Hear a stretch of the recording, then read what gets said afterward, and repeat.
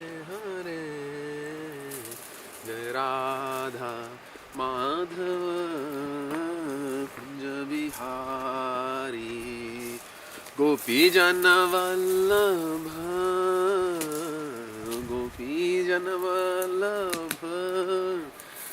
गिरिवरधारी जय राधा माधव कुंज बिहारी गोपी जन वल्लभ गोपी जन वल्लभ गोपी जन वल्लभ गिरिवरधारी। जो भक्ति हो तो गोपियों जैसी हो, फिर तो कृष्णा रास भी करेंगे। जो सूखी भक्ति में रह गए तो क्या बनेगा। धर्म ते बिरती जोग ते ज्ञाना ज्ञान मोक्ष प्रद वेद बखाना जाते वेगी द्रवौ में भाई सोमम भक्ति भगत सुखदाई सो सुतंत्र अवलंबना आना तेहि आधीन ज्ञान विज्ञाना भक्ति तात अनुपम सुख मूला मिलहि ज संत हो ही अनुकूला। भगवान राम लक्ष्मण जी से बोल रहे हैं कि लक्ष्मण, धर्म से मनुष्य को वैराग्य आता है और योग से ज्ञान और ज्ञान से ही मोक्ष है, परंतु जिससे मैं बहुत जल्दी द्रवित होता हूँ वो तो केवल मेरी भक्ति है। जाते वेगी द्रवों में भाई सो मम भक्ति भगत सुखदाई। वो भगत को, मेरे भक्त को सुख देने वाली केवल मेरी भक्ति है। और भक्ति तो स्वतंत्र है, सो स्वतंत्र अवलंबना आना। वो किसी पर अधीन नहीं है, भक्त किसी का मोहताज नहीं है। भक्त का संबंध केवल अपने ईश्वर से है। वो अपने ईश्वर के चिंतन में जीता है, अपने ईश्वर के लिए खाता है, ईश्वर के लिए पीता है, ईश्वर के लिए सोता है, ईश्वर के लिए ही सब कर्म करता है और ईश्वर को ही समर्पित कर देता है। मत चिता मत गत प्राणा बोधयन्तः परस्परम कथयन्तश्च मां नित्य तुष्यन्ति च रमन्ति च। जिसने अपना चित्त, अपने प्राण मुझे दे दिए हैं अर्जुन, जो हर समय मुझ में ही स्थित है और मेरा ही ध्यान कर रहा है, तेषां सतयुक्तानां भजतां प्रीतिपूर्वकं दामि बुद्धि योगम तम येन माम उपयन्ति ते। उनको फिर मैं बुद्धि योग देता हूँ, उनको मैं ज्ञान देता हूँ। नाशम्यात्म भावस्थो ज्ञान दीपेन भासुता। उनकी आत्मा में स्थित हो मैं उनकी अज्ञानता का नाश कर देता हूँ। तो भगवान राम लक्ष्मण जी से बोलते हैं सो स्वतंत्र अवलंबना। लक्ष्मण, वो तो स्वतंत्र है, वो किसी पर आधारित नहीं है। तेहि अधीन ज्ञान विज्ञान। समस्त प्रकार के ज्ञान और विज्ञान भक्ति के अधीन है। तो क्या ये सत्य है कि समस्त प्रकार के ज्ञान विज्ञान भक्ति के अधीन है? इसको आप निश्चित रूप से सत्य जान लीजिए, क्योंकि वास्तविक भक्ति की प्राप्ति तो तभी होती है जब चित्त का शुद्धिकरण हो जाता है। जब चित्त शुद्ध हो जाएगा तो समस्त ज्ञान विज्ञान से आप तृप्त हो जाओगे। ज्ञान विज्ञान तृप्त आत्मा कूटस्थो विजितेंद्रिय। श्री कृष्ण बोलते हैं अर्जुन से कि जो ज्ञान और विज्ञान से तृप्त हो चुका है अर्जुन, जो कूट में स्थित हो चुका है, जो स्थिर हो चुका है, जिसने अपनी इंद्रियों को जीत लिया है, वही योगी है। भक्ति तात अनुपम सुख मूला। भगवान राम बोल रहे हैं लक्ष्मण जी से कि लक्ष्मण, भक्ति अनुपम सुख का मूल है। मिलहि जो संत हो ही अनुकूल। परंतु वास्तविक भक्ति की प्राप्ति तभी होती है जब मनुष्य के पूर्व जन्मों के पुण्य कर्म जागृत होने पर उसे संत मिल जाते हैं। संत एक बहुत बड़ा शब्द है। प्रश्न उठता है कि संत कौन है? क्या गेरुए वस्त्र में जाने वाला संत है? क्या एक गृहस्थी संत नहीं है? क्या एक बच्चा संत है? जिसका चित्त शुद्ध है, जिसकी ऊर्जा शुद्ध है, वही संत है। और संत की पहचान भी वही है। आप संत के पास चले जाएं, आप स्वयं शुद्ध महसूस करना शुरू कर देंगे। वो चाहे बिजनेस सूट में क्यों ना जा रहा हो, और चाहे वो गेरुए वस्त्र में हो, संत तो संत है। जो कपड़े डालकर कोई संत बनता है तो श्री रूपी कपड़ा तो सबने डाला ही हुआ है, सब वैसे ही संत हो जाते।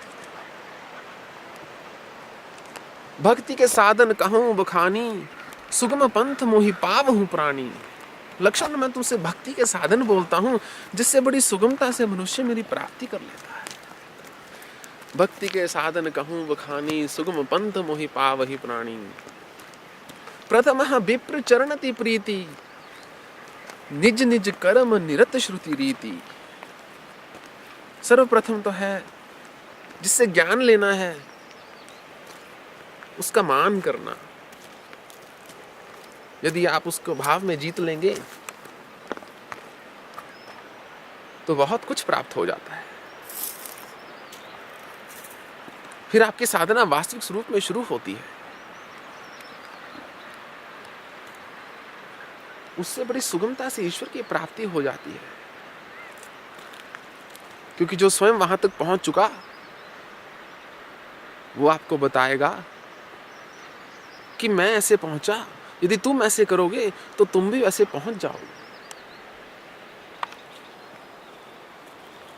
प्रथमः विप्र चरणति प्रीति, सर्वप्रथम तो जिनसे ज्ञान लेना है उनका मान सीखो। निज निज कर्म निरत श्रुति रीति, एक बहुत महत्वपूर्ण बात है। जो आपका स्वाभाविक कर्म है उसका त्याग नहीं कर सकते। जो उसका त्याग करोगे तो भगवान तो दूर की बात है, भूत की भी दर्शन नहीं होंगे।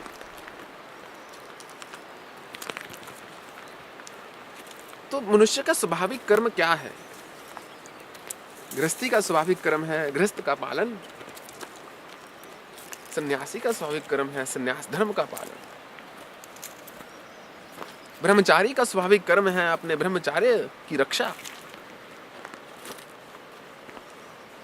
श्री कृष्ण बोलते हैं, श्रेयान स्वधर्मा विगुणा परा धर्मा अनुष्ठितात् स्वाव नियतम कर्म कुर्वाणोक्ति किल विषम। कि अर्जुन, दूसरे का धर्म कितना ही श्रेष्ठ क्यों ना हो, उसमें आकर्षित होकर स्वयं के धर्म का त्याग नहीं किया जाता। जो मनुष्य का स्वाभाविक कर्म है उसको करने से मनुष्य कष्ट को नहीं प्राप्त होता। क्या धर्म से अर्थ यह है कि आप हिंदू हो गए या आप क्रिश्चियन हो गए या आप मुसलमान हो गए या आप सिख हो गए? कतई नहीं। वो तो धार्मिक कर्म है। धर्म और धार्मिकता में अंतर जानना सीखिए। धर्म तो वो है जो आपके लिए उचित है, जो आपके लिए करना उचित है, वही धर्म है। जो उस धर्म का पालन करता है उसका जीवन कितना ही व्यस्त क्यों ना हो, वो निश्चित रूप से शांति की अनुभूति अवश्य करेगा। परंतु धर्म का पालन उसको करना है नैतिकता के साथ, सत्यता के साथ। तो निज निज कर्म निरत श्रुति रीति, जिस प्रकार श्रुतियों में तुम्हारे स्वाभाविक धर्म को कर्म को लिखा हुआ है, लक्ष्मण उसको जो करता है वो मेरी भक्ति में दूसरी सीढ़ी पर है, सीढ़ी के दूसरे चरण पर है।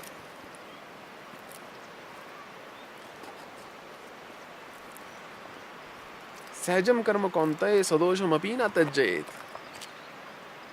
श्री कृष्ण बोलते हैं अर्जुन से कि जो तुम्हारा स्वाभाविक कर्म है अर्जुन, वो त्याज्य योग्य नहीं है, वो त्याग करने योग्य नहीं है।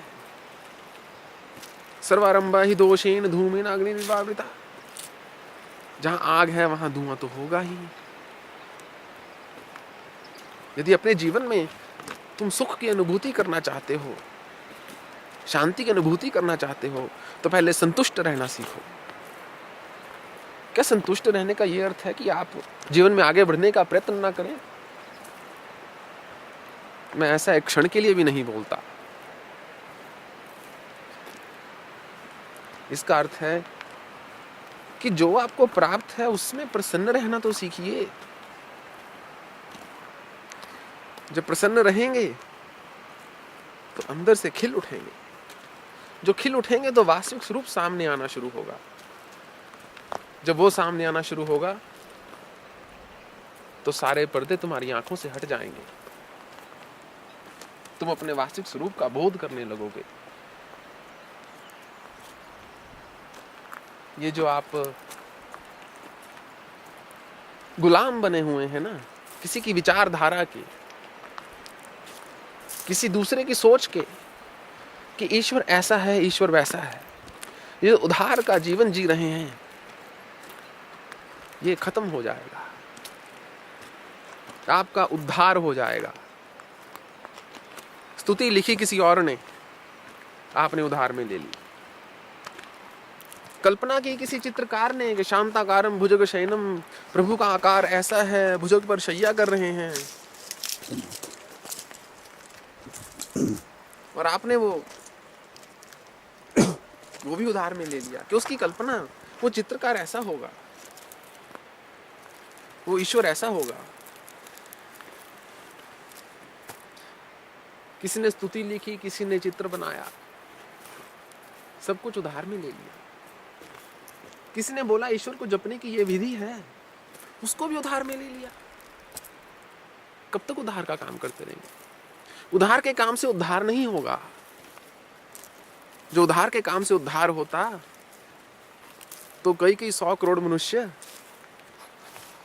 मारे मारे ना फिर रहे होते, कष्ट में ना होते, दुख में ना होते, अपने विकारों से जकड़े हुए ना होते।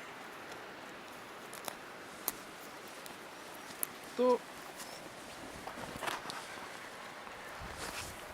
यदि आप वास्तविक शांति की अनुभूति चाहते हैं तो आपको विकारों से हटना होगा, दूर जाना होगा। बाहर से दूर जाएंगे तो भीतर में पास हो जाएंगे। जो भीतर में पास हो जाएंगे तो जीवन बहुत सुगम हो जाएगा, बहुत आसान हो जाएगा। मोको कहां कहां ढूंढे बंदे, मैं तो तेरे पास में। ना मैं बकरी ना मैं भेड़ी, ना छुरी गंडास में। ना मैं काशी ना मैं काबे, ना बसता मैं कैलाश में। जिन ढूंढा तिन पाया, पर भल की तलाश में।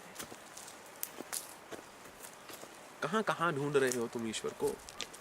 तुम तो स्वयं ईश्वर हो। अपने स्वरूप को जानो, देखो, अपने स्वरूप को जानो भाई। कैसे होगा उधार से उद्धार? कब खोजेंगे अपने स्वयं के भाव को? कब जानेंगे अपने ईश्वर को? कब जाने के अहम ब्रह्मस्मि का अर्थ क्या है? भागते रहेंगे। There is nowhere to go but in. जब बाहर की यात्रा से थक जाओ तो घर आना पड़ेगा। जो तुम्हारा घर है उसमें जाना पड़ेगा।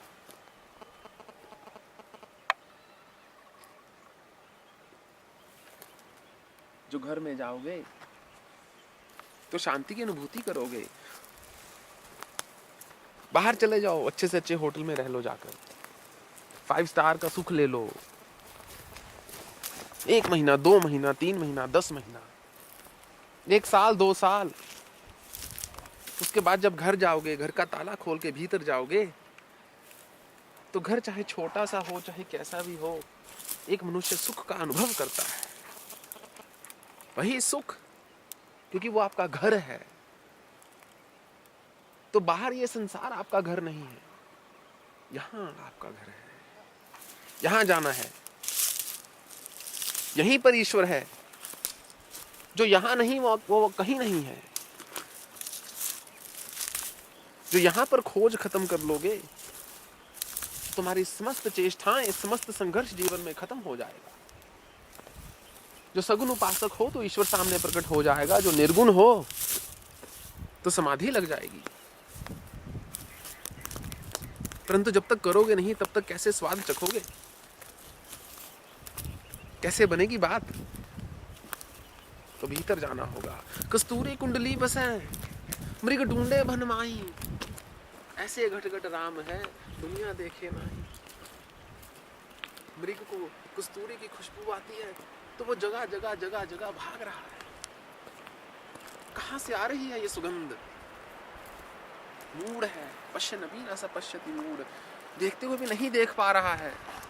जानकर भी अनजान बन रहा है कि सुगंध तो उसके भीतर से आ रही है। जो तुम्हारे भीतर चेतना की सुगंध ना हो, प्राणों की सुगंध ना हो, आत्मा की सुगंध ना हो,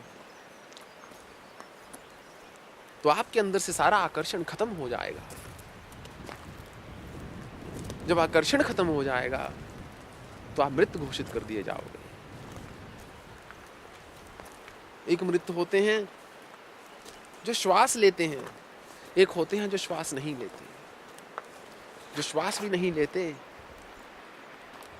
उनको दफना दिया जाता है या उनको जला दिया जाता है।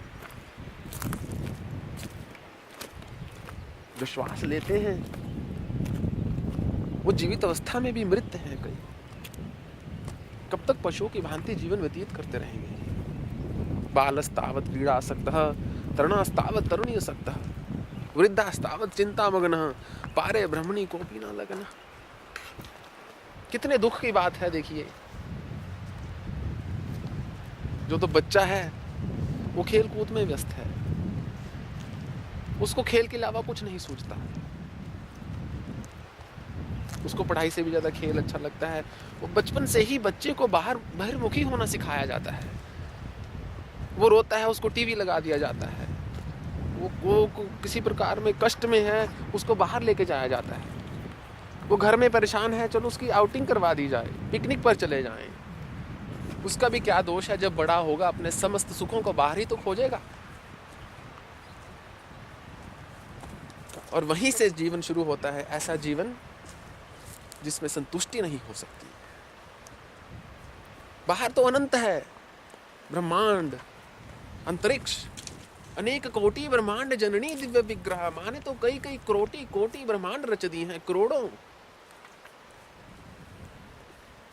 वो बाहर अपने सत्य को खोज रहा है, बाहर अपने सुख को खोज रहा है, बाहर अपने जीवन को खोज रहा है, क्योंकि उसने बचपन से यही देखा है, उसको यही बताया गया है। बोर हो रहे हो तो टीवी देख लो, बहुत बोर हो रहे हो तो जाके मूवी देख लो। बालस्तावत् क्रीडासक्तः, वो तो खेल कूद में व्यस्त है। वो सब कार्य बाहर से कर रहा है, जीवन को बाहर से समझना चाह रहा है। तरुणास्तावत् तरुणीसक्तः, जब बड़ा हो रहा है तो स्त्रियों में व्यस्त है। जैसे जैसे वो अपने बाहरी जीवन को जीना सीख जाता है, जैसे जैसे शुरू करता है, बाल्य से कुमार अवस्था में पहुंचता है, तो उसका जीवन काम में खप जाता है, क्योंकि उसने अपने सुख को हमेशा बाहर से खोजा है। उसको बाहर का सुख तुरंत मिल नहीं पा रहा है, जितना वो चाह रहा है नहीं मिल पा रहा है, जितना भी मिलता है कम ही प्रतीत होता है मनुष्य को।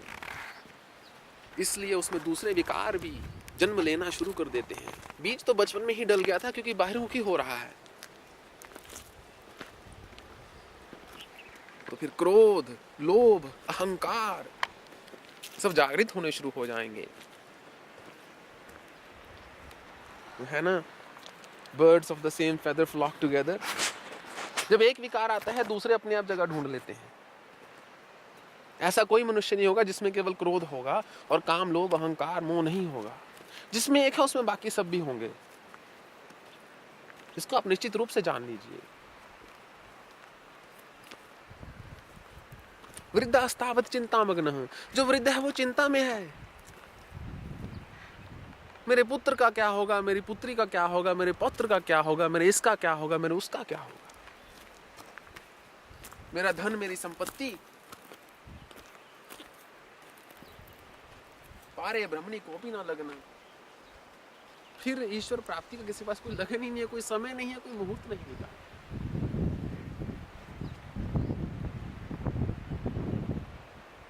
कितने दुख की बात है।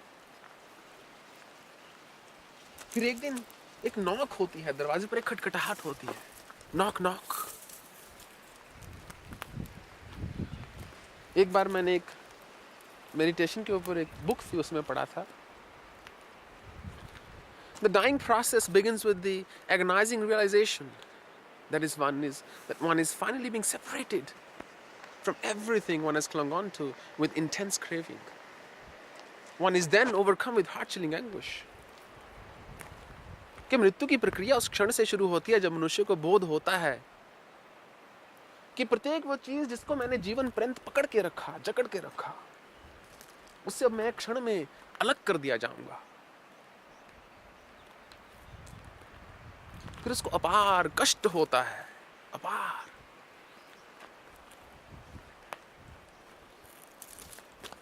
क्या करेंगे ऐसे झूठे और झूठे, उच्चिष्ट और असत्य जीवन को जीकर? मुझे तो कोई प्रयोजन नहीं दिखता। ठीक है, आप नौकरी कीजिए, काम कीजिए, परंतु प्रसन्न तो रहिए। सब कुछ आप कर रहे हैं सुख के लिए और सुखी रह नहीं रहे हैं तो क्या फायदा? कब तक संघर्ष करते रहोगे? जाना तो है ही एक दिन। सिकंदर के बारे में समस्त विश्व लगभग जानता ही है। बहुत बड़ा राजा हुआ, परंतु सिकंदर शराब बहुत पीता था, इसलिए वो उसकी मृत्यु छोटी अवस्था में हो गई, जल्दी हो गई।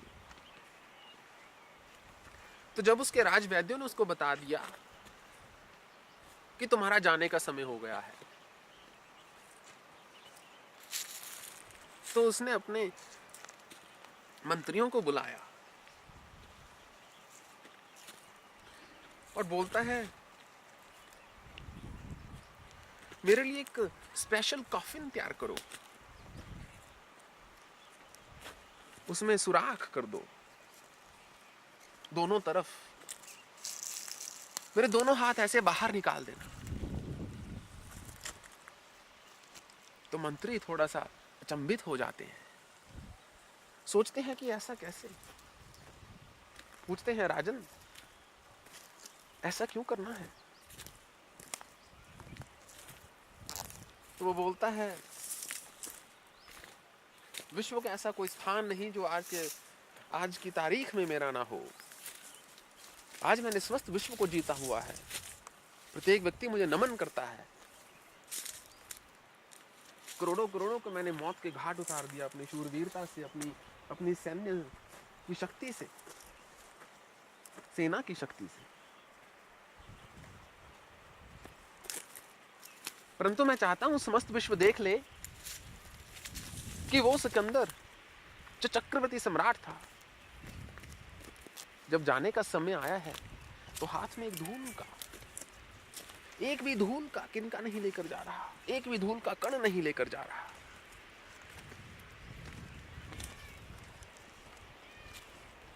सुखतः क्रियते रामा भोगः पश्चादन्ते शरीरे रोगः यद्यपि लोकम मरणम शरणम तदपि न मुंचति पापाचरणम। पहले सुख से स्त्री के साथ भोग कर रहा है, बहुत सुख ले रहा है, मूर्ख उसको सुख समझ बैठा है। कुएं का मेंढक होता है, कुएं को अपना सत्य मान बैठा है। उसको क्या पता बाहर एक समुद्र है, उसको फर्क भी क्या पड़ता है, वो तो कुएं में ही खुश है। पहले तो सुख के भोग में लगा हुआ है, बाद में शरीर में रोग हो जाते हैं। किसी को रक्तचाप है तो किसी को मधुमेह है।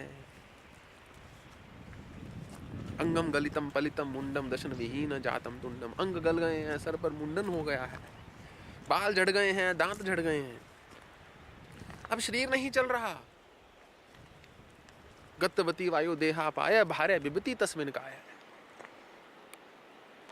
जब शरीर में से प्राण चला जाता है तो आपकी बीवी बोलेगी इनको जला दो, इनसे दुर्गंध आ रही है। वो रिश्ता, वो संबंध जिसमें आपने पूरा जीवन लगा दिया, अब उसका सत्य ये है। तो यद्यपि लोकम मरणम शरणम तदपि न मुंचति पापाचरणम। जीवन सुख के बाहरी सुख खोज में लगा दिया, उसमें खप गए खुद। सुख भोगने चले थे, सुख ने तुम्हें भोग डाला। फिर शरीर जर्जर हो गया, फिर दंड लेकर चलने लगे। वृद्धा याति घृत्वा दंडम दंड पकड़कर वृद्ध हो गए, दंड पकड़कर चलने हो। जानते हो कि मेरा एक ही सत्य है कि मुझे मृत्यु की ओर बढ़ना है, ये शरीर नहीं रहेगा। सब खाते तो जीरो बैलेंस हो जाएंगे, कर्म का खाता नहीं होने वाला। जानता तो है, परंतु फिर भी पाप का आचरण नहीं छोड़ता। क्या होगा? फिर भी पाप का आचरण नहीं छोड़ता।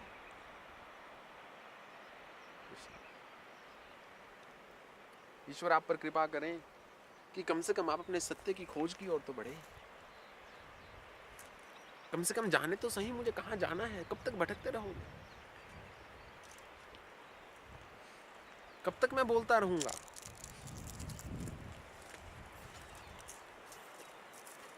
बाहर नहीं, भीतर जाना है। जो भीतर नहीं मिलेगा वो मैं निश्चित रूप से कह सकता हूं आपको बाहर कहीं नहीं मिलेगा।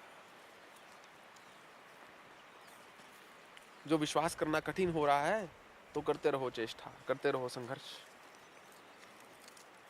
जो जीवन बदलना चाहते हो, आंतरिक सुख की अनुभूति चाहते हो, एक स्थायी सुख की अनुभूति चाहते हो, एक ऐसा जीवन चाहते हो जिसमें बिना संघर्ष के ही प्राप्ति हो,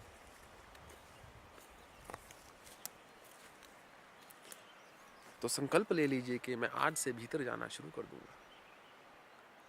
बस इससे अधिक मुझे कुछ नहीं बोलना। ओम पूर्णमदः पूर्णमिदं पूर्णात् पूर्णमुदच्यते पूर्णस्य पूर्णमादाय पूर्णमेवावशिष्यते। हरि ओम तत्सत, हरि ओम तत्सत।